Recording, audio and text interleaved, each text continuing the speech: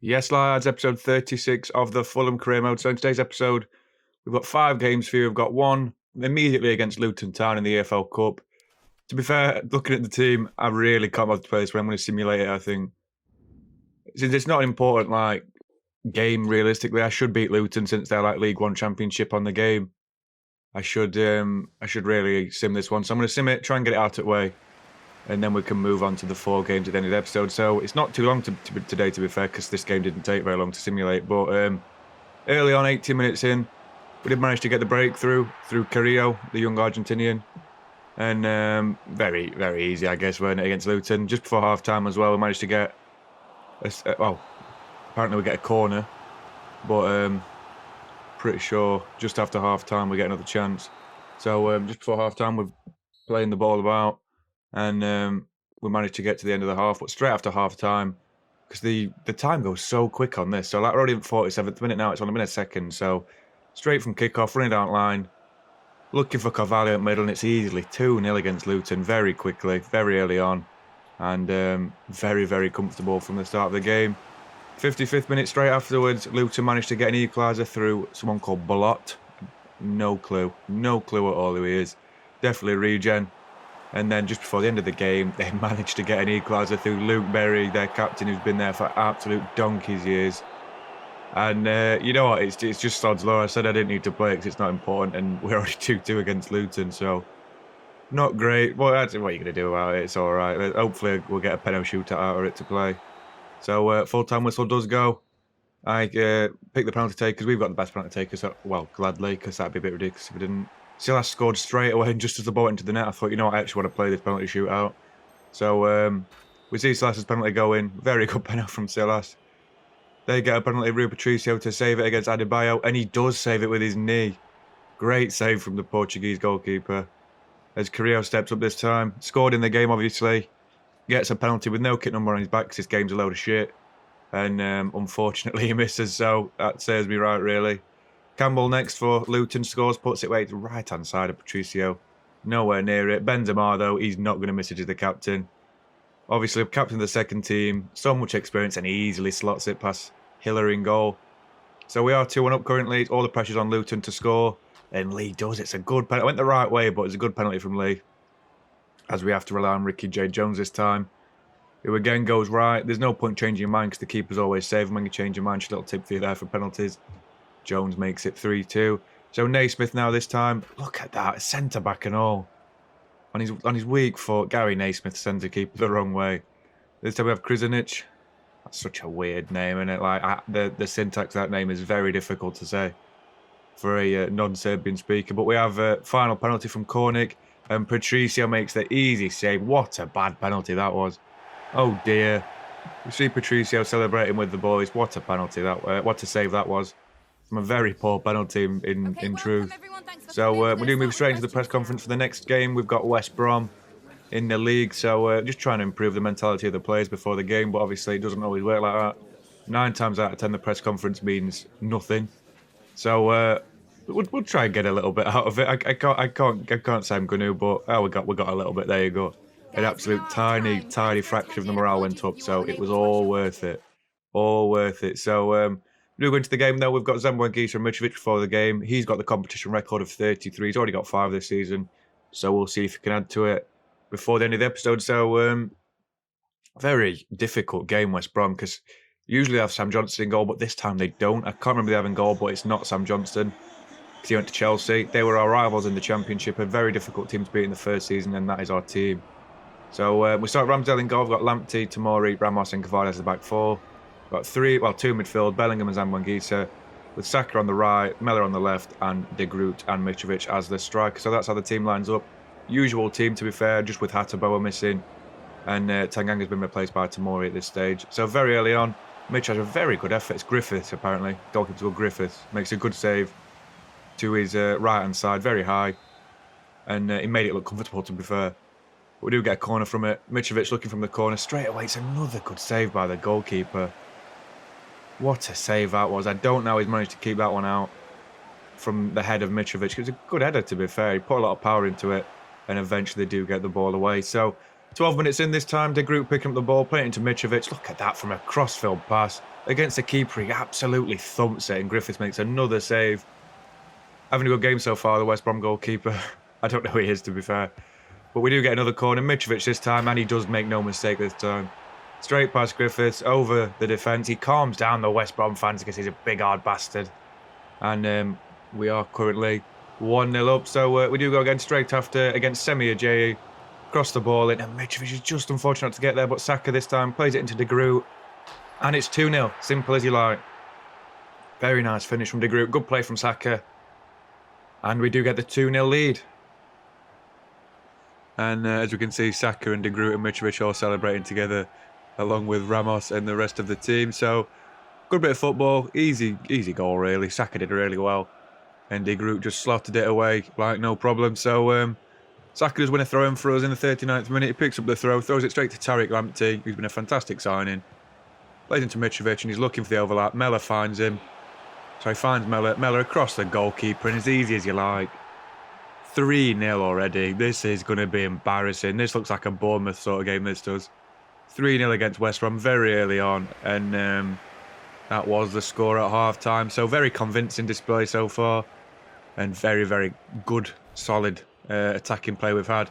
So straight after half-time, Saka picked up the ball straight from kick-off, really. Straight to De Groot, and Mitrovic on the turn. Low-driven shot, and Griffiths should have really saved that one. He couldn't really stop it, and it went to the back of his net, and 4-0 up already. West Brom are looking for a cricket score at the moment. They're getting absolutely annihilated. Absolutely annihilated. So 65 minutes in. We're still putting the pressure on, but we've sort of dropped off. It's a bit like a training game at this point. Bellingham turns really well. He's looking just to pass the ball to someone, boys. Very difficult. Look how many they got defending at 4-0 down. Zambanguisa hits the crossbar with a very good effort. Carvalho loses the header, but Bellingham wins his, and Zambanguisa again on the volley forces a decent save from Griffiths. And he does pressure him quite well there in the 93rd. Ricky J. Jones straight to Mitrovic, who's got an easy chance. Straight at Griffiths. It doesn't matter because we're 4-0 up. We expect better finishing from the Premier League leading goal scorer and the captain of our team. So we do win the game 4-0 after 4 added minutes. Very, very comfortable win.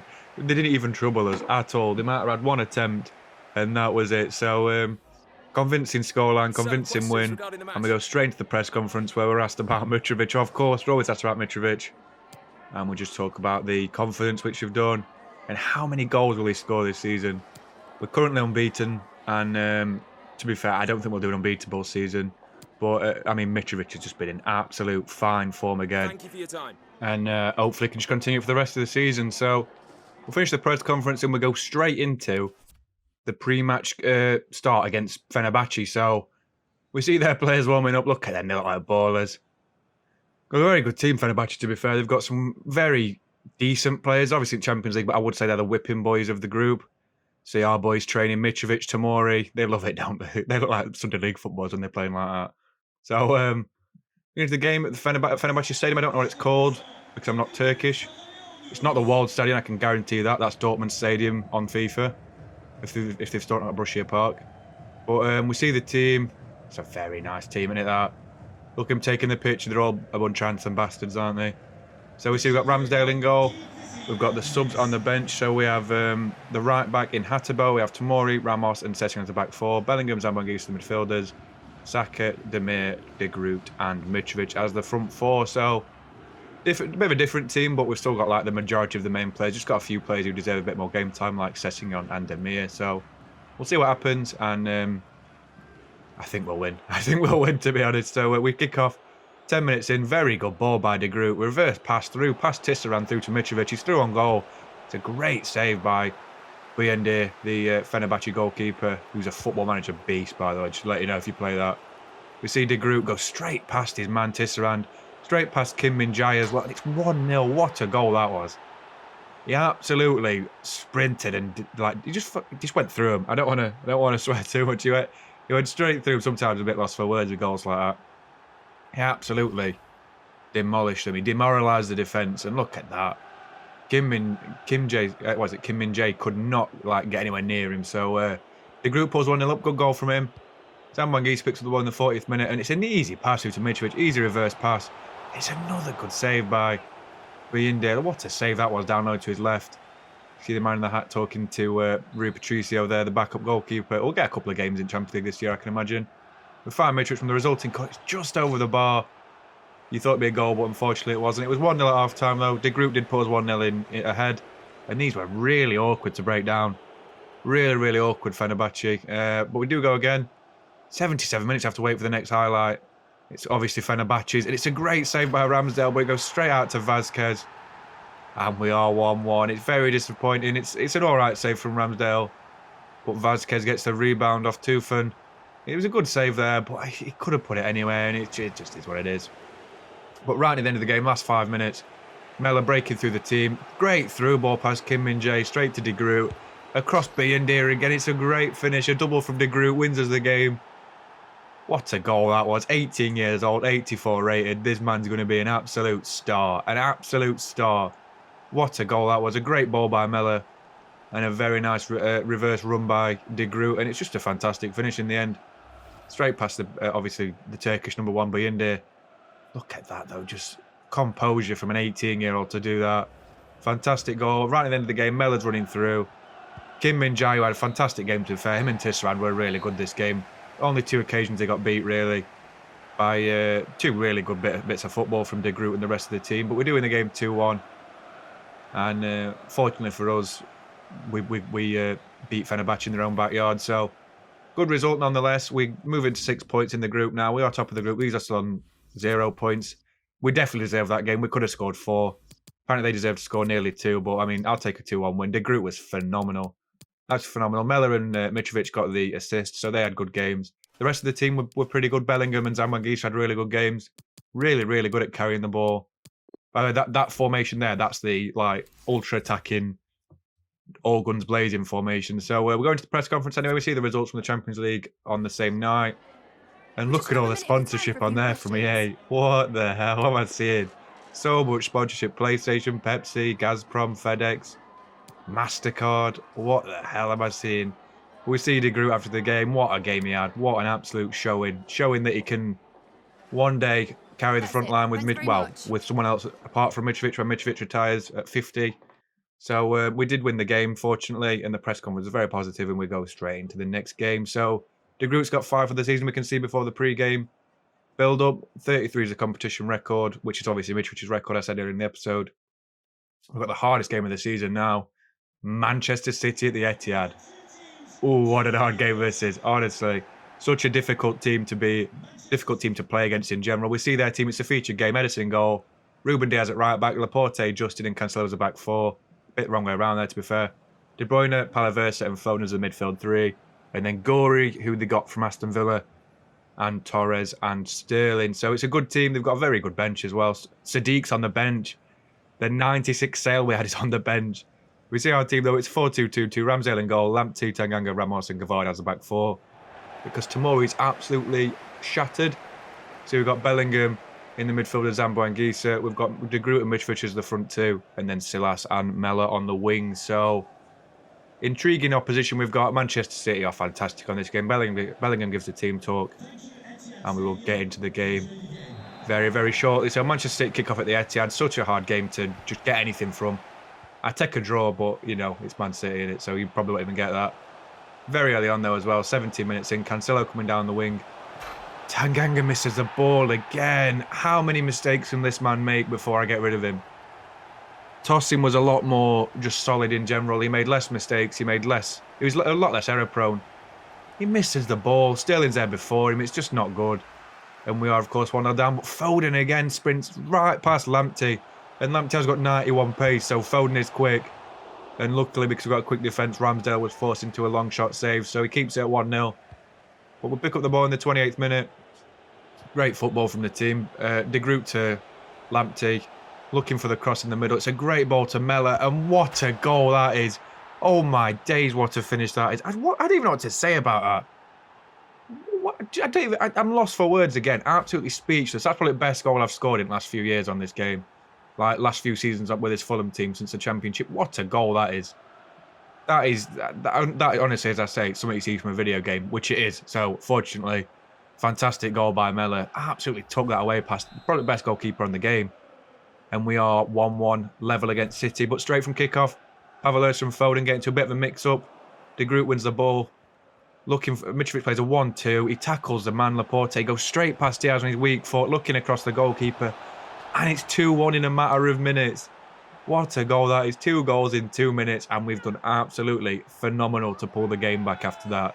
Early setback, and we've done really, really well there. But straight before half-time, Sterling with his stupid dynamic dribbling.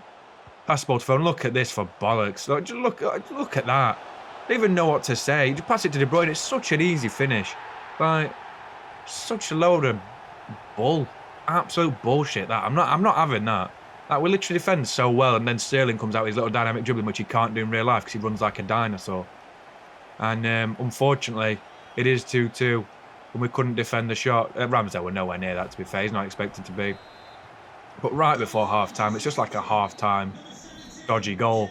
And unfortunately, we do go 2-2 in the break. We should have gone 2-1, really. We could have, should have, would have. But it is what it is. And I mean, De Bruyne, it was a good finish nonetheless, and we do go 2-2, but straight from kickoff, De Bruyne again sprints past Ramos like he's not even there. What a goal that is. He's like 33 on this career mode, and he can absolutely burn Ramos and outstrength him off the ball. Ramos has got 90-something strength and 79 pace. De Bruyne just flew past, and then we are 3-2 down. So after that, though, we cross the ball, and Ricky J. Jones has a great chance, and what a save from Ederson. After Ricky J. Jones beat Cancelo in the air. We're unfortunate there, but 88 minutes, Mella picks up the ball. He's looking down the line for Mitrovic, who makes a phenomenal run behind Laporte and Diaz. He's got an easy chance. Mitrovic is weak foot. He's missed. He's hit it across the goalkeeper and put it wide. Head in the hands moment. And just before the end of the game, it couldn't get any worse. Gori picks up the ball. Straight to Pavalersa. Straight back to Gori. The composure from the young Croatian midfielder. Straight back to Gori. And it's 4-2 now, sorry. 4-2 down. That is very, very disappointing. A disappointing loss. And there's not much I could do to stop any of the goals, but oh dear. I think Tanganga might have had his last game for a while, especially in the league. He'll be a cup defender, I think, but we deserve the game on the balance. Twice as many more shots. Same amount of expected goals, a lot less passes, but passes don't win games. Ramsdale wasn't at fault for any of the goals, but Tanganga wasn't very good. And Ramos was average at best, so just disappointing. Ederson had a very good game. The midfield was all right, I guess. Bellingham was better than that. Zemangis had a decent game again, but we just lose the game. And we do indeed go straight into the final game of the episode. It is a game at the Cottage. And of course, got a very intriguing home tie against Aston Villa. So we've got the villains and we've got the team. Ramsdale starts as always. Hataboa, Tomori, Ramos and Gavard as the back four. Got a midfield two of Bellingham and Anguissa as always. That's the usual central midfield pairing. And then obviously Mella, Saka, De Groot and Mitrovic. This is a preferred team, I'd say. Because Hataboa was more defensively solid than Lamptey. And we do go into the game with Villa kicking off at the Cottage. So, as I say, difficult opposition is normal. Obviously, with Martinez being a phenomenal goalkeeper. But very early on, De Groot has an effort. It's a good save by Martinez. Something you'd expect him to save. And he does keep out the effort from De Groot. Resulting corner, though, crossed in towards Mitrovic, who tries to win the header. It's such a good header by Mitrovic.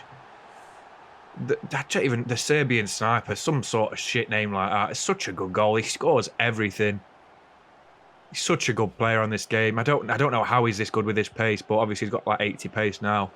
So he's a lot better than he used to be. But 40 minutes in, Villa come on the attack. Frimpong down the right. They've got a good team, Villa, to be fair. Pulling it back, and Ramsdale makes a right mess of that. Fortunately, it's offside from McGinn, but right mess of that from Ramsdale. But Mella comes up straight on the next attack. Running straight past Ndicka, looking for the cross goal finish. Great save by Martinez. But De Groot puts in the rebound. It's a good finish. Martinez made a phenomenal save there, though. I'm not quite sure how he made just such a good save from the goalkeeper. Made it look a lot easier than it looked. And De Groot putting the rebound. But just before half-time, Mitrovic picks up the ball, going against Kletekar, who's a good defender in real life, but nothing like Mitrovic. And he puts it through the legs of Martinez. Shut your legs, sunshine. And we are 3-0 up at half-time. It's a great, great finish by Mitrovic, straight through the legs. I've not seen that this year, to be fair, from that sort of low-driven shot. But Martinez does just shut his legs a bit. And we are 3-0 up, of course. So, good bit of football again. Good finish by Mitrovic. And we are 3-0 up at half-time, dominating the proceedings. And Villa have not got anything to reply for. They've had one real effort, and Ramsdale made it look like it was better than it was. So we'll have a look at the match facts at half-time. And we definitely deserve it. We definitely deserve it. 2 shots, and we had 3 expected goals, so we definitely deserve it.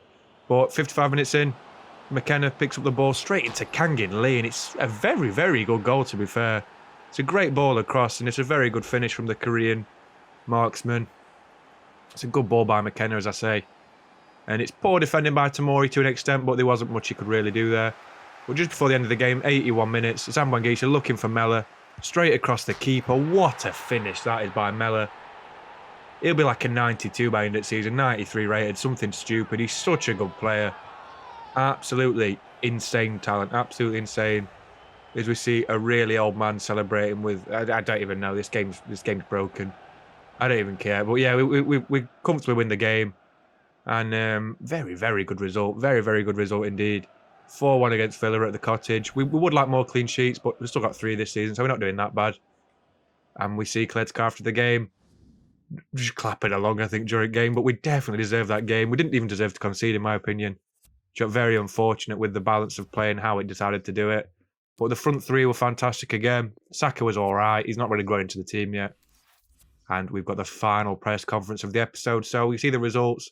Arsenal beating Bournemouth 2-0. Shock. Bournemouth the bottom of the league. What are you going to expect with that?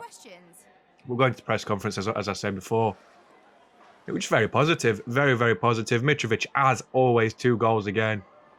Another good 90 minutes. And we've just done really, really well to dominate a team like that we used to struggle against all the time. 4 goals against Villa. A lot more goals we're scoring nowadays. And we were never going to lose that game. That sound like Rick Astley, that, didn't it? Never going to lose that game. But yeah, we finished press conference. We win the game. We have a look at Carvalho. Wants a quick chat. He's like, "Hey Gaffer." He's not happy about games really. But you know, who starts with "Hey Gaffer"? I'm not sure. I'm not sure. But we do see the league table at the end of the episode. We're just going on to standings. We're top of the Champions League group, which is nice to see. We've done really well in that. Trying to figure out how to go across the Premier League standings because obviously it's a bit more confusing. Pick a competition that looks like it can be it. Top of the league after the end of the episode. 2 points ahead of Man City. We've both lost 1 game each. We've scored way more goals. Best goal difference in the league by an absolute country mile. Absolute country mile. And we see the bottom 3, Norwich, West Brom and Bournemouth, something you'd expect. But not Leicester necessarily. 5 points behind West Ham already. That is rather surprising. But we have a look at the top scorers in the league so far. Just go across to it. Carabao Cup, Bamford. We have Mitrovic as a top scorer with Cabral with second. Mitrovic got 10 goals in 8 games. De Groot's got 6. He's doing really well. And Mella's got 5. So the top scorers are carrying the team as normal. Mella's got the top assists with 6, with Mitrovic with 5, and Saka with 4. And then clean sheets. Ramsdale's got 3, along with Dubravka. So he's the top clean sheets in the league, which is something I never thought I'd say because that's random. We never get that. But in the next episode, we've got an away game against Bayer Leverkusen at the Bayer Arena. Away game at the Amex against Brighton. Away game against Northampton at their stadium. I don't know what it's called. And then we've got another game. We've got a home game against Tottenham and potentially a home game against Bayer Leverkusen. So I really appreciate you watching. Please like and subscribe, and I will catch you in the next one. Thank you very much.